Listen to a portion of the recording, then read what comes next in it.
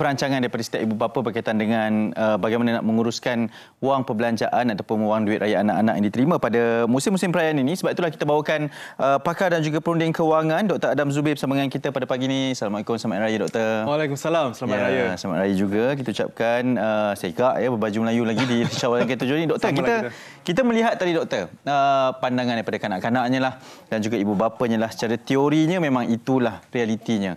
Tapi yang sebaiknya perancangan untuk duit raya anak ini apa yang perlu dilakukan Doktor? Terima kasih atas soalan. Bagi saya, pendapat peribadi saya, macam saya pun ada anak. Betul. Alhamdulillah 3 orang. Betul. Apa yang saya buat adalah benda pertama sekali kita kena saya boleh pecahkan pada 3 fasa. Fasa yang pertama adalah bila anak kita 6 tahun ke bawah. Okey. Daripada baby sampai umur 6 tahun.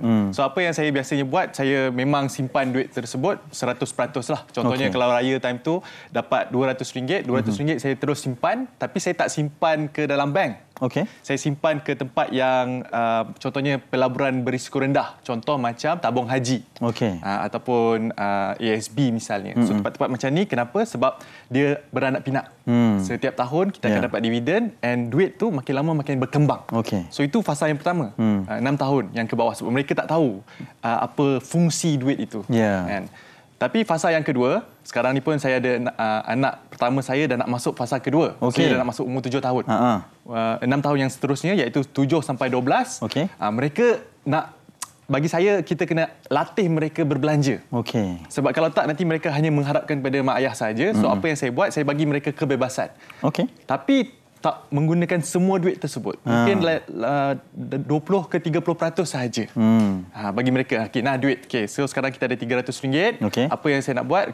Contohnya RM100 kita belanja, belilah contohnya permainan dan sebagainya. Tapi lagi RM200 ni saya latih anak saya ni kita pergi simpan. Kita pergi laburkan duit ini. Tapi bukan saya yang laburkan, saya bawa mereka pergi ke bank. Bawa sekali involvekan mereka. Involvekan mereka di awal. Supaya mereka tahu erti simpan duit itu, ke mana duit itu pergi dan macam mana duit ini boleh berkembang.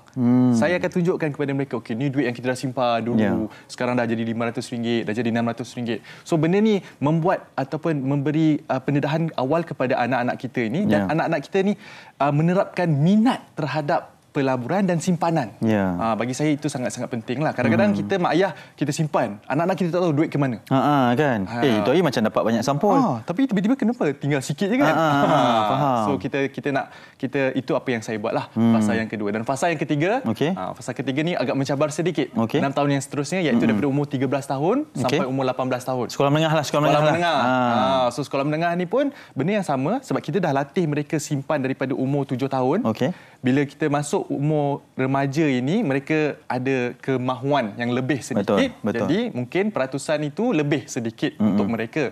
Tetapi saya syorkan jangan lebih 50%. Daripada yang terkumpul daripada yang terkumpul. Misalnya mereka kumpulkan duit RM300, 150 kita latih mereka, suruh mereka simpan, suruh mereka melaburkan duit tersebut. Jadi 150 ni untuk mereka berbelanja. Kenapa tidak perlu melebihi 50% tu, Doktor? Kenapa? Sebab apabila mereka besar nanti mereka tahu supaya bila mereka dah besar, mereka dah masuk alam pekerjaan misalnya ataupun alam universiti, mereka dah biasa untuk menyimpan. Setiap kali mereka dapat apa saja hasil, contohnya buat part-time business, kan, jual kerepek ke, buat bisnes-bisnes kecilan, mereka akan agihkan siap-siap. 50% simpan. Sebab benda ni dah dilatih daripada kecil. Saya hanya belanja lagi 50%. So benda ni bagi saya akan memudahkan untuk anak-anak kita nanti memasuki alam pekerjaan kelak nanti. Doktor, itu satu perancangan yang baik. Saya kira ianya merangkumi kepada semua fasa anak-anak kita ni sebab mereka akan melalui fasa tersebut lah.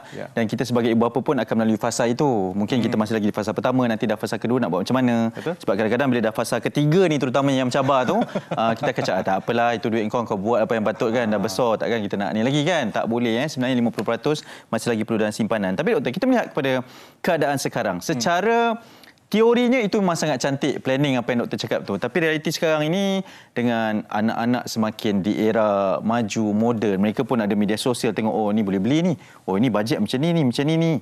Tapi kita pun sebagai ibu bapa pun melihat kepada keadaan ekonomi yang sangat mencabar pada ketika ini dan kita nampak cash flow itu. Ini pun duit itu masuk kan di musim perayaan ini.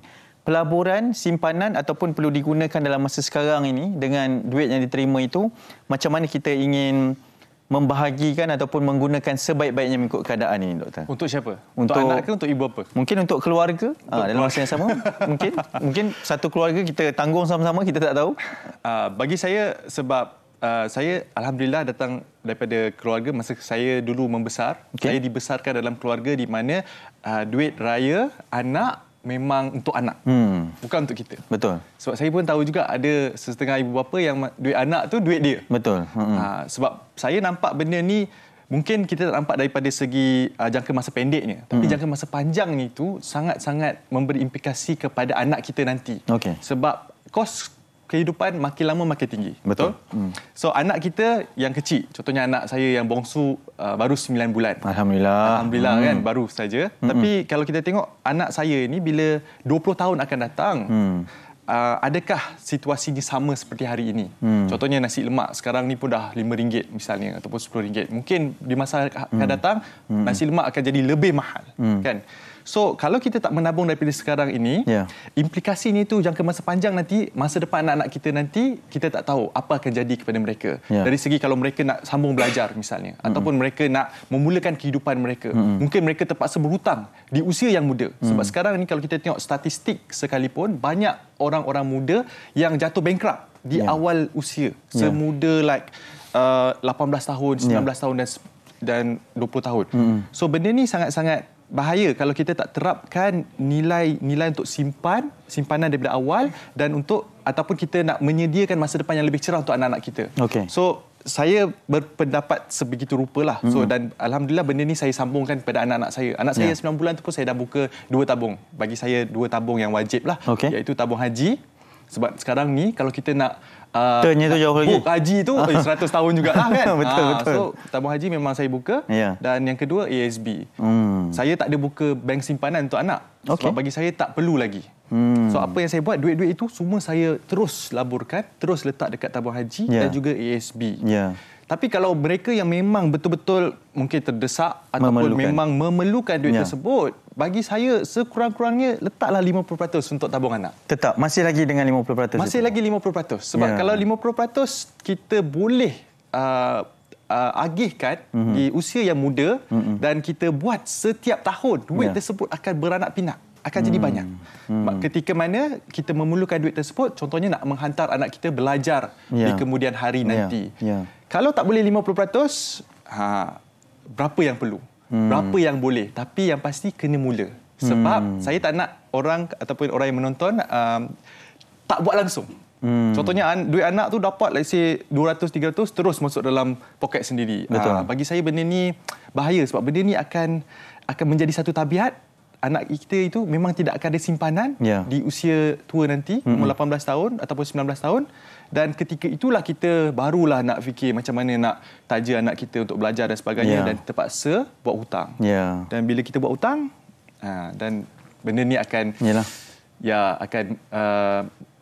anak kita tidak akan mempunyai masa depan yang cerah.